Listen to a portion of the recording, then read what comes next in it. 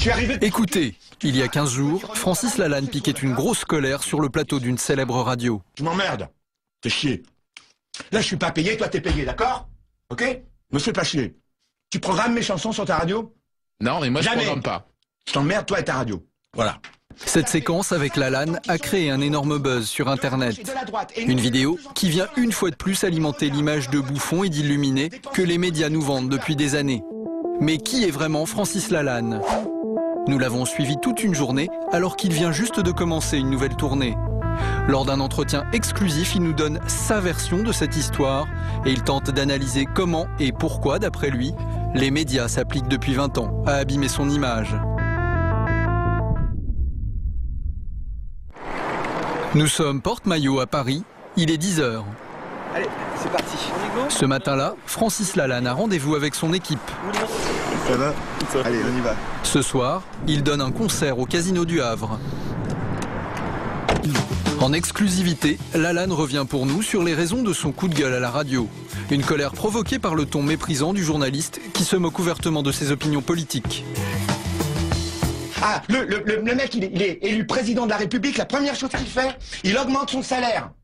Et toi, tu dis, mais les mecs, ils sont pas, c'est pas des enculés, les mecs. Ils sont bien, les mecs. Le mec, il arrive, il augmente son salaire et il dit à tous les gens qui demandent d'augmenter les bas salaires, ils disent qu'il n'y a pas d'argent. C'est ton pognon, c'est l'argent qu'on prend sur tes impôts. Je vous sens énervé, hein. Ouais, tu m'as gonflé. J'aime pas le ton, tu vois. Je suis pas un crata, j'ai 51 ans. Écoute-moi! J'ai 51 ans. T'es un bébé, j'étais déjà en train de faire de la radio. Le problème, c'est que l'artiste ne sait pas qu'il est filmé et qu'il va se faire piéger. La vraie histoire, c'est que je me mets en colère, je dis ces 4 vérités au gamin, et je sors, je m'en vais. Et là, le gamin sort, et il vient vers moi, et il me dit non, vous pouvez pas partir comme ça, je l'envoie chier. Vraiment, je lui dis, là maintenant tu restes loin de moi parce que je suis en colère. Et il me dit, écoutez, je me suis très très mal comporté avec vous, et je vous présente toutes mes excuses. Donc je dis ok, et on fait l'interview. Et il fait une superbe interview. Et puis après, moi je pars à l'étranger et je reçois des SMS en pagaille, d'encouragement. Bravo Francis, t'as raison sur ce que t'as dit. L'autre c'est un petit con. Et je comprends pas, tu vois. Moi je suis parti de cette émission en ayant fait ce que j'étais venu faire, une interview sur mon spectacle.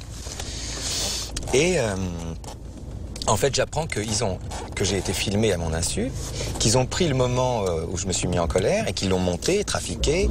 Le journaliste l'aurait sciemment provoqué pour qu'il sorte de ses gonds et il a réussi son coup. Et c'est bien tout le problème de Francis Lalanne.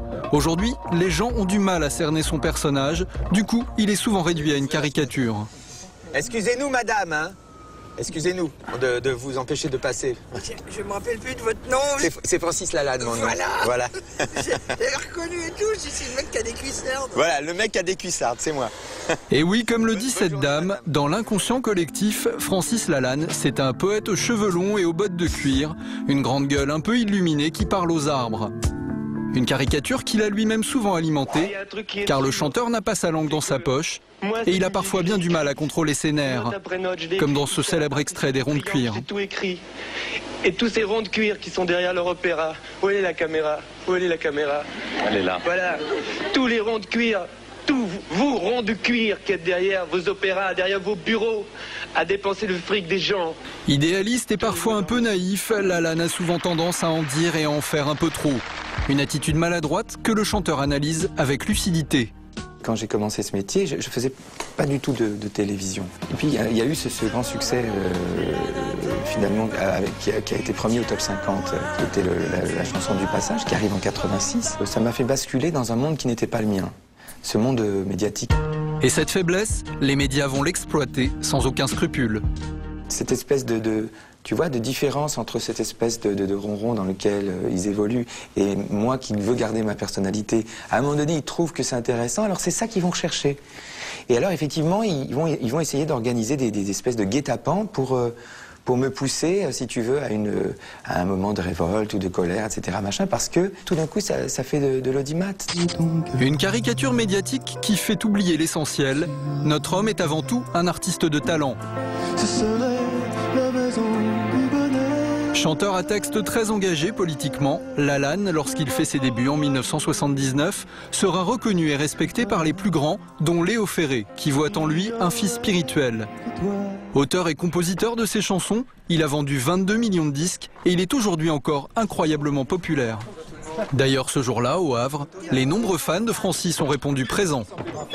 C'est super tout ce que tu fais. C'est vrai? Génial. Ah, c'est génial. Des admirateurs qui se bousculent pour faire une photo avec leur idole. C'est bon? Merci Francis. Toujours disponible, Lalanne se prête au jeu avec un enthousiasme évident. Des témoignages d'affection, mais aussi des témoignages de solidarité. J'ai entendu tes propos sur Oui FM. Génial. Ça ne change rien. C'est dur de réveiller les gens qui sont endormis. Mais il faut continuer.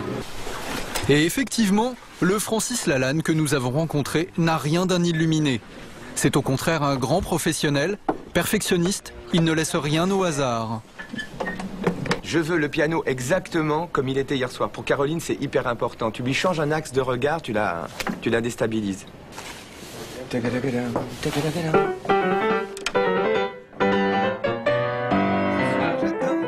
Aux répétitions, Lalanne est intraitable avec lui-même, mais aussi avec sa partenaire Caroline. Moi, en général, je deviens très rapidement exaspérant pour tout le monde, pour les techniciens, parce que je pense que c'est jamais assez bien pour le public. Alors je vais chercher effectivement la petite bête. Et il y a des grandes séances de sodomisation de coléoptères comme ça, que j'organise collectivement quand je dirige un spectacle.